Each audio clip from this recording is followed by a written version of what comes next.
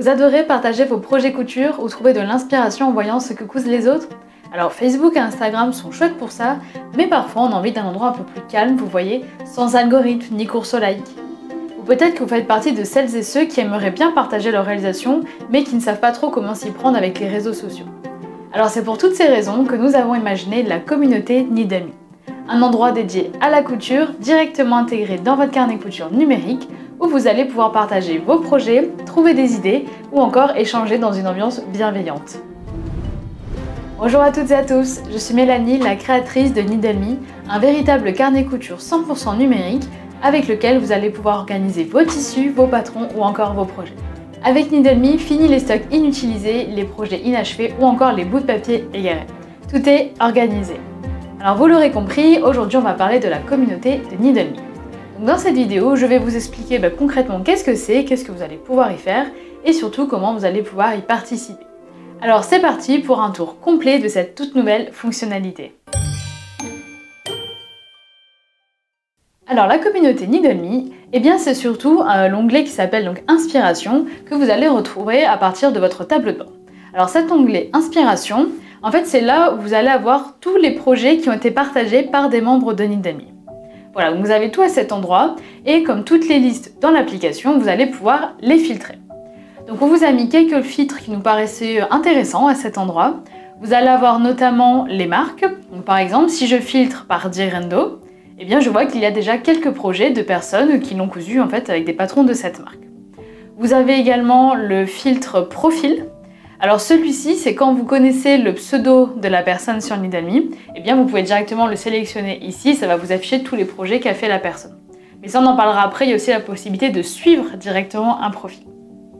Ensuite, un autre filtre, lui que je trouve plutôt cool, c'est celui des mensurations. Alors là, le principe, c'est de venir mettre, par exemple, soit le tour de poitrine, soit le tour de hanche, ou les deux, et ça va vous mettre tous les projets qui ont été faits pour une personne qui a ces mensurations. Donc je crois qu'on est à 5 ou 10 cm près, je crois à 5, parce qu'en tout ça fait 10. Donc par exemple, moi je fais un 108 de tour de poitrine, donc vous voyez si j'essaye, eh bien je vois qu'il y a quelques projets de personnes qui ont à peu près ce même tour de poitrine. Et donc c'est tout le but en fait de partager ces projets, en tout cas pour la partie vêtements, eh bien c'est de voir à quoi peut ressembler tel ou tel patron dans une morphologie qui me ressemble un petit peu. Donc c'est pour ça, pareil, on en parlera après, mais c'est super important de vouloir partager ces mensurations. C'est vraiment ça un des objectifs de ce partage de projet, hein, c'est de se projeter sur différentes morphologies, sur différentes personnes. Ensuite, vous allez avoir des filtres bien sûr le type de modèle, est-ce que je cherche des idées pour faire une robe, pour faire une jupe, etc. Vous pouvez tenter sur une coupe en particulier, par exemple je cherche vraiment en colure en V, mais là c'est assez précis, on vous l'a mis quand même, mais il va falloir attendre aussi que les projets se remplissent. Vous pouvez aussi chercher par famille d'étoffes, si vous cherchez plutôt des projets faits, je sais pas, en maille ou en chaîne et trame, ou tout simplement des projets, par exemple, qui ont été faits en jersey. Donc là, je vois qu'il y a pas mal de projets faits dans ce type d'étoffe en particulier. Donc voilà, ça, c'est la liste où vous retrouvez les projets, vous pouvez y revenir régulièrement pour voir les nouveautés. Donc ensuite, évidemment, vous pouvez aller voir le projet pour voir plus de détails. Donc quand j'arrive sur la fiche du projet partagé, eh bien déjà, j'ai des photos, donc n'hésitez pas à cliquer pour les voir en plus grand si vous êtes sur PC. Je vais avoir... Alors là, en fait, ça tout dépend de ce que la personne a bien voulu partager et a rempli. Mais en tout cas, si la personne a tout rempli, eh bien, vous allez voir les tissus qu'elle a utilisés, le patron. Vous allez pouvoir aussi voir les mensurations. Donc bien sûr, pour des accessoires, c'est pas forcément pertinent de voir les mensurations, c'est surtout pour les vêtements. Vous allez avoir donc un rappel de la personne qui a cousu le projet pour aller voir ses autres projets. Et vous allez avoir une partie description. Donc ça pareil, si la personne a rempli, ça peut vous donner des infos super intéressantes et je vous expliquerai après qu'est-ce qui peut être cool de mettre à cet endroit. Donc voilà, là on a vu la liste, on a vu un projet. Maintenant, ce qui est intéressant à savoir, c'est que tous ces projets, là ce que vous voyez, eh bien quand je vais cliquer sur le modèle, je vais en fait avoir un onglet aussi Inspiration directement sur le modèle. Donc ça me permet, quand je suis en train de me balader dans la Patrontech, s'il y a des projets qui ont été faits avec ce modèle, eh bien je vais voir le résultat directement. Donc ça c'était vraiment une volonté, c'est le truc en tout cas pour ma part que j'attendais le plus en fait. C'est vraiment ça de dire, quand je suis sur un modèle, ok j'ai le hashtag s'il y en a un qui a été donné par la marque, ce qui me permet d'aller voir sur Instagram un peu des visuels. Mais si c'est pas le cas ou que je veux voir d'autres choses différentes, eh bien j'ai l'onglet Inspiration. Et donc encore une fois, plus on va partager des projets et plus on aura en fait des ressources à cet endroit. Donc vous voyez d'ailleurs que pour l'onglet Inspiration, vous allez aussi avoir des filtres qui sont alors globalement à peu près les mêmes que dans l'onglet Inspiration, il y a tous les projets. Sauf que là, vous n'avez pas de type de modèle ni catégorie puisqu'on est déjà dans un modèle en particulier. Par contre, vous allez avoir les versions en plus.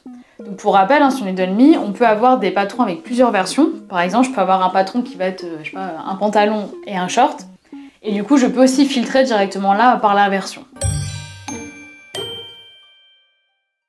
Donc ensuite, voyons un peu les actions que vous allez pouvoir faire. Quelles interactions vous allez pouvoir avoir. Alors déjà, il est possible de mettre un projet en favori. Donc que vous soyez dans l'onglet Inspiration d'un modèle ou dans les inspirations tout court, vous avez à tout moment la possibilité de cliquer sur le petit cœur directement sur la vignette ou dans le projet. Et comme ça, le projet va venir en favori. Et ensuite, quand vous revenez dans la liste des inspirations, vous pouvez aussi filtrer directement avec tous vos favoris. Donc ça, hyper pratique, s'il y a un projet, vous dites « Ah, celui-là, il me donne vraiment justement une jolie idée », je le mets en favori. Ou tout simplement, si vous avez prévu de coudre un patron et que cette réalisation-là vous inspire, et bien pareil, vous la mettez en favori. Donc sur un projet, je peux également ajouter des commentaires. Donc ajouter un commentaire, ça peut être tout simplement pour féliciter la personne, pour lui dire à quel point vous trouvez chouette sa réalisation, mais c'est aussi pour poser par exemple une question, lui demander est-ce que toi aussi tu as telle problématique, ou qu'est-ce que tu en penses, est-ce que toi tu as fait telle façon, etc. Donc le commentaire, vous le faites donc ici, donc dans ajouter un commentaire. Vous pouvez si besoin le modifier ultérieurement, et ensuite vous pouvez aussi répondre à un commentaire. Donc j'en profite pour vous dire que vous avez un système de notification. Donc quand quelqu'un va venir ajouter un commentaire à votre projet, vous aurez la petite notification et quand vous cliquez, ça vous ramènera sur le projet. Vous verrez aussi si quelqu'un a répondu à un de vos commentaires, ou si quelqu'un vous suit, ça je vous montre juste après, ou si quelqu'un vous a félicité. Donc justement, féliciter quelqu'un, c'est en fait vous cliquez sur ce petit bouton féliciter et c'est vraiment un encouragement. C'est vraiment pour dire bravo pour ce que tu as fait. Il n'y a pas du tout de compteur en fait de likes, de cœurs comme sur les réseaux sociaux traditionnels. C'est vraiment un encouragement. La personne va recevoir dans ses notifications ah telle personne vous a félicité. Ça fait plaisir et on continue après ces autres projets. Donc ça c'était donc voilà, l'autre action, c'était féliciter quelqu'un. Donc je vous disais, vous pouvez aussi suivre une personne. Alors suivre une personne, quand vous êtes donc sur le projet partagé, à tout moment, sur le profil, sur le projet, je peux cliquer sur suivre, ou ne plus suivre, si au final je veux plus. Donc le fait de suivre quelqu'un, ça vous permet, quand je suis dans la liste des inspirations, de pouvoir filtrer des projets pour voir que ceux des personnes que je suis. Par exemple, vos copines. Si petit à petit vous êtes fait des copines ou des copains sur Needle.me, eh bien vous pouvez regarder directement leur réalisation comme ça. Donc par exemple, je peux suivre quelqu'un parce que j'aime bien le style des créations qu'elle fait, en tout cas ça correspond au style que moi j'aime, ou bien parce qu'on a des mensurations qui sont proches. Moi c'est le cas, il y en a une des membres, du coup ça m'a fait sourire, on a quasiment les mêmes mensurations. Donc du coup dans ce cas-là je vais suivre pour voir ses projets. Ou vous pouvez suivre quelqu'un tout simplement parce que c'est devenu une copine et que vous la voulez dans votre liste. Donc voilà pour les interactions. Donc je résume, je peux mettre donc en favori un projet, je peux suivre une personne, je peux ajouter des commentaires et je vous y encourage fortement, c'est ça qui va aussi donner de la vie à toute cette communauté. Je peux répondre à un commentaire, le modifier et je peux envoyer des félicitations à quelqu'un et bien sûr me balader dans le projet, regarder la photo, etc. Donc maintenant voyons comment vous allez vous aussi pouvoir partager un projet. Donc la toute première étape pour partager un projet, ça va être de rendre visible votre profil à la communauté. Donc par défaut, il ne l'est pas. Donc pour ça, vous allez vous rendre dans Mon compte et dans l'onglet Mon profil. Donc là, vous voyez ici, vous allez pouvoir choisir votre photo qui sera visible donc sur Needle.me, votre pseudonyme, et du coup, vous avez la petite coche pour dire je rends visible mon profil. Donc à tout moment, vous pouvez aussi ne plus le rendre visible et comme ça, on ne verra plus les projets que vous avez partagés, etc. Donc quand vous activez ça, vous voyez que vous avez de nouvelles options. Donc là, vous voyez que vous allez pouvoir choisir si vous voulez rendre visible, montrer aux autres vos tissus, vos livrets magazines, vos machines ou encore vos patrons. Alors sachez que ce n'est pas du tout la fiche complète qui va être visible, je vous rassure. Voilà, si je vous montre un exemple, vous voyez qu'il n'y a pas les mêmes informations, il n'y a pas le prix et surtout il n'y a pas les notes. Voilà, je vous le redis ici si vous ne le savez pas trop, mais les notes sont toujours privées. Voilà, donc c'est dans les notes que vous pouvez mettre des informations plus personnelles ou des liens vers des Google Drive, etc. Ne le faites jamais dans tout ce qui va être stock ou tableau de taille sur les patrons par exemple. Voilà, mais à cet endroit, je vous rassure, c'est totalement privé. Donc voilà à quoi ça ressemble ensuite sur votre profil. Vous voyez, vous allez avoir un système d'onglets. Donc si vous avez partagé vos tissus, on va voir ici toute votre tissu tech pour donner des idées, peut-être se dénicher de nouvelles petites pépites à cet endroit. Donc, si je reviens sur mon profil, je peux ensuite partager des mensurations. Alors les mensurations, là l'idée c'est de venir choisir à quel profil ça correspond. Donc sachez que vous pouvez, si vous ne savez pas encore, créer donc des profils sur Needle.me. Voilà, je ne vais pas rentrer dans le détail, il y a des vidéos dédiées pour ça, mais dans ces profils, vous pouvez mettre les mensurations. Donc à cet endroit, si en tout cas c'est pour vous que vous faites les vêtements principalement, par exemple sur Needle.me, eh bien choisissez votre profil. Comme ça permet de lier les mesures que vous mettez sur le profil pour l'afficher sur le profil de la communauté. Donc à quoi ça ressemble? Vous voyez par exemple sur mon profil, eh bien vous pouvez voir mes mensurations et ça vous permet, comme je vous disais, de par exemple dire bah tiens moi ça ressemble à peu près aux mensurations de Mélanie, bah je vais la suivre, comme ça je vais voir un peu ce qu'elle publie comme projet. Ensuite vous allez avoir la description. Donc là ça peut vraiment être très chouette que tout le monde le remplisse petit à petit en mettant comment vous avez commencé la couture, qu'est-ce que vous aimez coudre principalement, dans quel coin vous êtes, pourquoi vous utilisez Needle.me, etc. Vous allez aussi avoir la partie réseaux sociaux, donc pareil, ils apparaîtront sur le profil. Donc là, n'hésitez vraiment pas à partager si vous avez une chaîne YouTube, un compte Instagram ou un blog, un lien tout autre. Et si au final il y a d'autres liens en plus, vous pouvez très bien les mettre dans votre description. Donc voilà déjà pour ces informations-là. Donc n'oubliez pas d'enregistrer puis de bien mettre à jour votre profil petit à petit. Et le point qui vous intéresse peut-être le plus, c'est comment partager donc un projet. Donc vous voyez, à partir du profil, on vous dit qu'il va falloir le faire individuellement sur chaque projet. Donc pourquoi on a fait ça? Parce qu'il y a peut-être des projets que vous avez envie de partager et d'autres non, donc on vous laisse vraiment la main de le faire spécifiquement pour chaque projet. Donc pour partager un projet, je me rends tout simplement dans mes projets. Donc par exemple, si je veux partager ce projet, je vais dessus et je vais aller dans l'onglet bilan. Donc le principe, c'est bien évidemment de partager un projet que vous avez terminé. Donc soit vous en êtes à la phase du bilan, soit il est terminé. Donc pour ça, j'ai juste à cocher le fait que je veux montrer ma réalisation au reste de la communauté. Donc bien sûr, n'oubliez pas d'enregistrer. Quand vous allez enregistrer, il faudra qu'il y ait au minimum une photo. Le but n'est pas de se retrouver avec une liste de projets. Au final, on n'a pas de photos, ça n'a pas trop d'intérêt. Donc pour les photos, vous pouvez en mettre 1 à 5. Donc ce que je vous conseille, c'est de mettre une, on voit globalement tout votre projet, et ensuite d'ajouter des photos pour montrer des petits détails dont vous êtes fiers sur votre réalisation. Ou, pas forcément dont vous êtes fiers, mais ça peut être aussi un petit raté, puis l'expliquer dans la description, expliquer pourquoi vous avez eu plus de mal sur tel truc par exemple. Après, je vous encourage, si vous le pouvez, en tout cas ça serait trop chouette, c'est que chacun pour les vêtements, on essaye de mettre une photo portée. Parce que je vous disais, ça aide à se projeter entre les mensurations de la personne et le résultat porté. Après voilà, chacun fait aussi comment il se sent à l'aise. Je sais que c'est pas toujours facile de prendre des photos. Moi-même mes photos sont pas non plus incroyables, j'essayerai de m'améliorer petit à petit. Mais voilà, on essaye, si on peut, ça peut être très cool. Et ensuite, vous allez avoir la description du projet. Donc ça se retrouve, on l'a vu tout à l'heure, dans la description sur le projet partagé. Et vraiment là, c'est l'endroit où vous êtes libre d'écrire ce que vous avez envie, besoin. Vous pourriez par exemple expliquer dans quel contexte vous avez fait ce projet, pourquoi vous avez aimé ou pas coudre ce modèle. Vous pourriez aussi dire la taille que vous avez cousu. Voilà, n'oubliez pas de le mettre ici, parce qu'on l'a pas mis au final automatiquement, on a un peu changé d'avis sur ça. Mais mettez ici donc la taille que vous avez cousue, et justement, est-ce qu'au final c'était trop petit, trop grand? Est-ce que vous avez fait des ajustements? Ça aussi, ça peut être hyper intéressant. Bref, essayez vraiment de vous projeter, de vous dire quelqu'un qui va venir lire la description de mon projet, eh bien qu'est-ce que je peux lui dire qui pourrait l'aiguiller pour si elle veut faire la même chose ou pour lui donner des idées pour plus tard.